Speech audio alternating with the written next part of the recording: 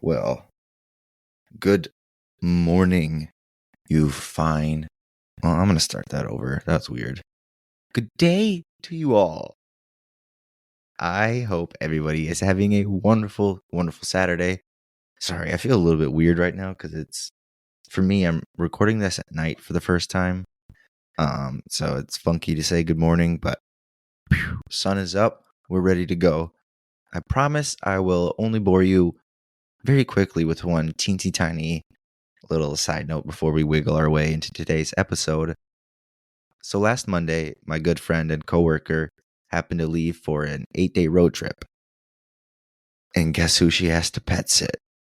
His name is Bubs, and he is the most adorable, wonderful, sweet 14-year-old orange tabby that you have ever met.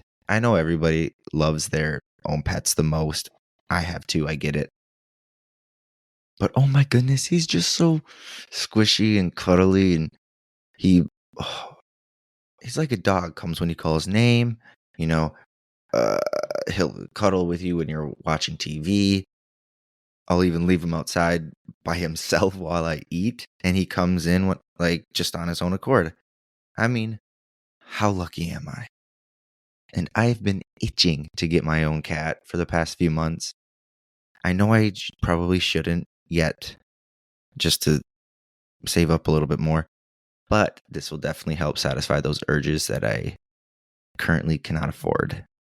So anyway, thank you, Olivian, for this outstanding opportunity, and thank you, Bubs, for being perfect.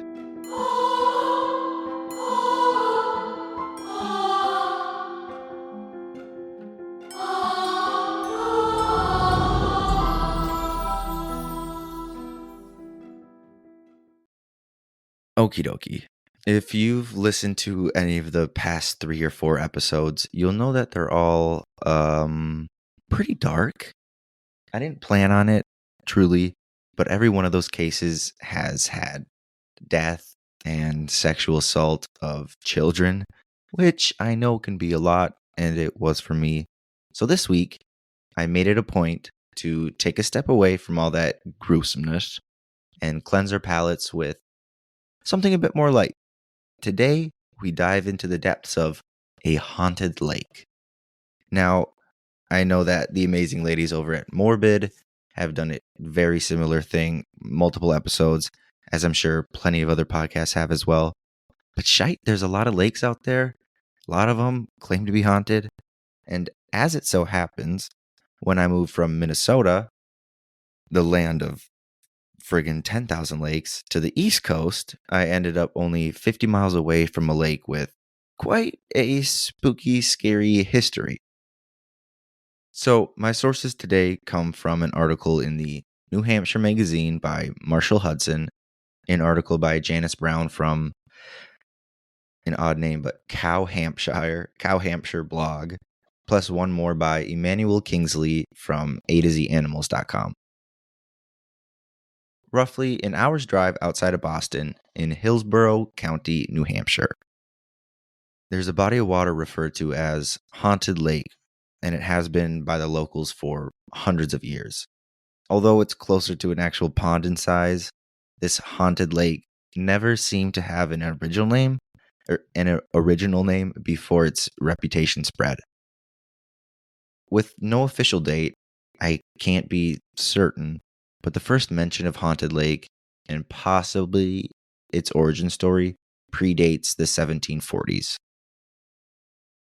So the rumor is that years ago, a terrible forest fire surrounded this lake and burned anything and anyone who was living on, in, near, or around the lake. And ever since then, people have reported strange disturbances in the area. The next mention I can find of the lake is in 1740, which is why I say the other incident is before. But the legend goes like this. Quote, in 1741, 2 young men came to the area looking to buy land and settle. The men were not together, but rather had started off separately, met up, and joined forces as they traversed through the forest together toward the same destination. When they reached the lake, they camped for the night. During the night, for unknown reasons, the men fought and one of them killed the other. In the dense forest far from the reach of the law, the murderer buried the other man in a shallow grave and went on his way. The legend says that the murdered man did not rest easily, and for years afterward, he wandered the shore of the lake, shrieking and moaning. End quote. Some people would say or argue that Haunted Lake itself drove them to try and kill one of another while they were sleeping and they awoke in this frenzy. Many other people believe it was simply greed. One guy wanted the area or the land for himself. On the other hand, this could also be another possible origin story. If you don't happen to like the murderous forest fire, this could be a better suited fit. Either way, 2 men went into that forest and only one came out. This isn't so much haunted yet, right? We get our first account of an actual spoopy whoopy just over a decade later. And multiple people reported this similar experiences. And we actually have a quote from one of the people that was there. Here we go. Oh, hold on. I'm getting a phone call from my dad. I'll call you back. I'll be back.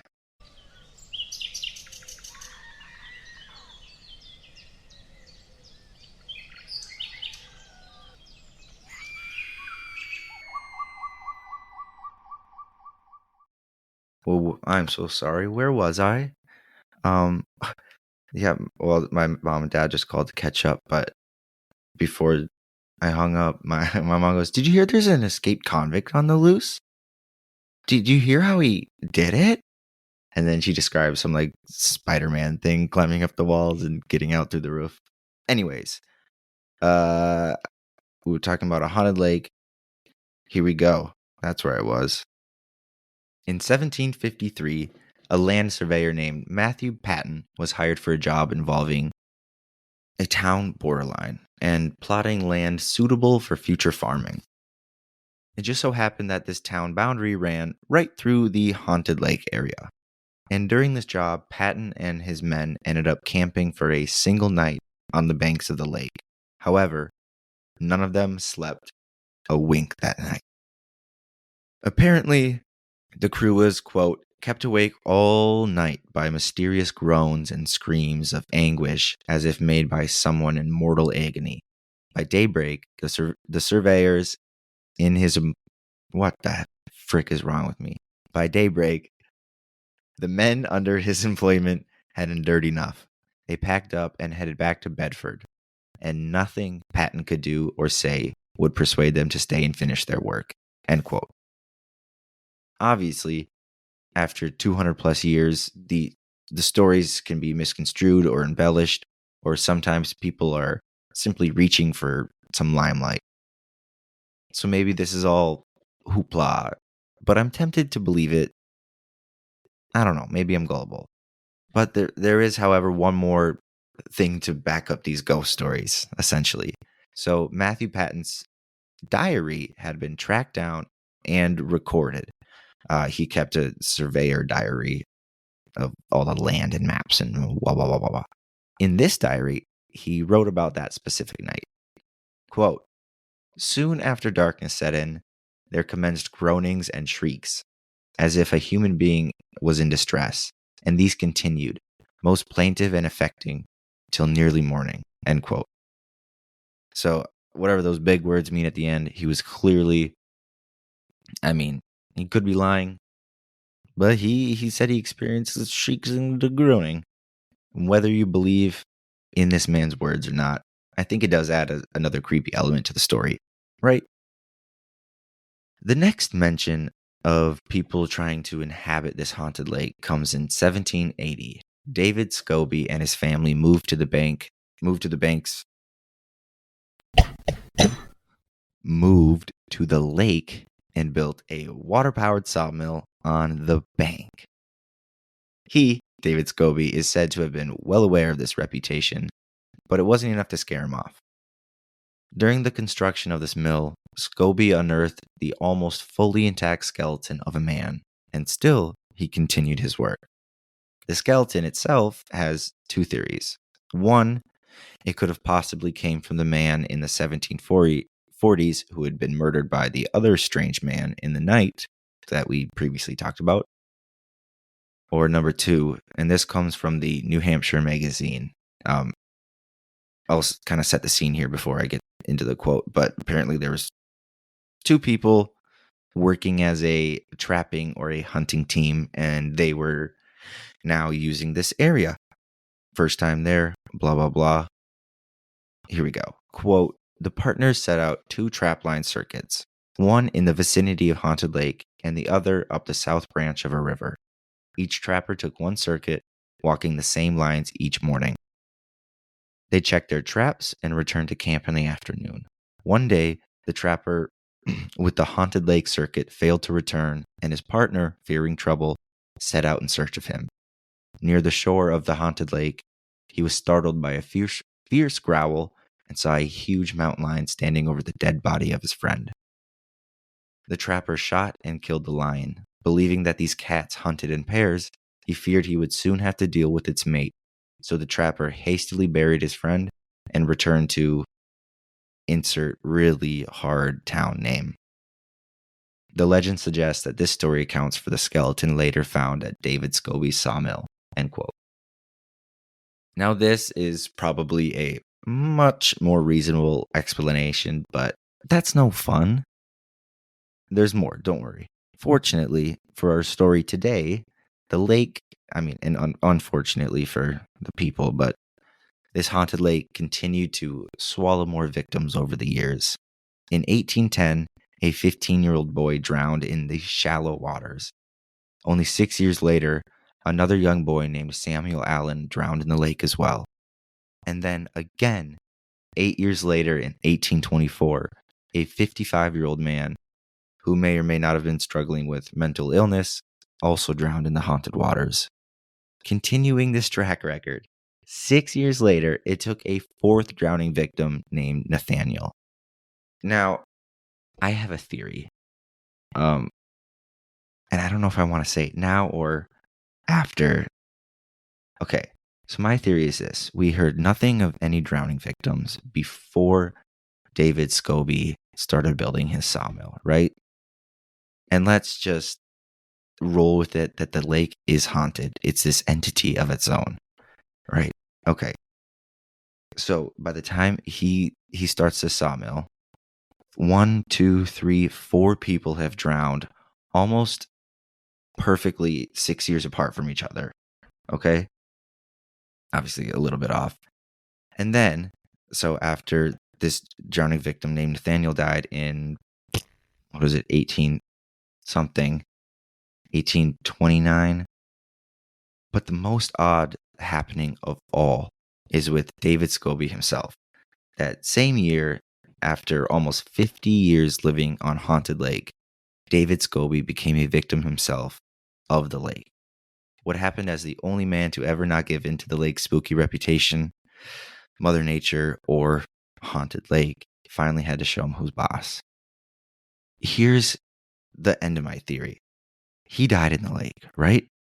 Quote, Scobie perished on Haunted Lake in the spring of 1829 at age 26, blah, blah, blah, while doing logs and ice and anyways. But when he died, he sold the mill went to some random guy who operated it for a few years, but was eventually abandoned. And literally nobody has drowned in there since. The only time people drowned in the lake was between when A, the sawmill was built, and B, the sawmill was abandoned. Before and after, there's no record of any drownings. Not that I've heard of, at least. That's my theory, is that the lake was pissed off, that they built some shit on there, and they wanted it gone.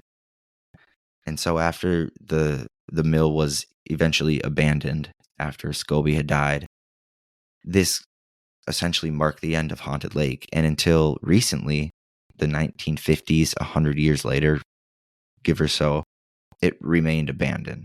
Now, today, there is a little bit more public access, but these old mills have fallen down. They're in ruins.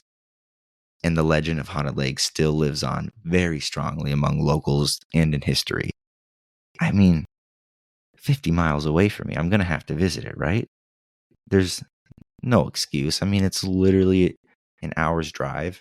I'm not saying I think it'll be creepy or haunted when I get there, but I am saying I would love to hear some shrieks and moans. And I know you would too. I mean, come on. Also, I just learned that there's another haunted lake only one state away from me in Connecticut. This one called Gardner Lake. And here's a little snippet about this lake as well. Not the full story, but a teaser.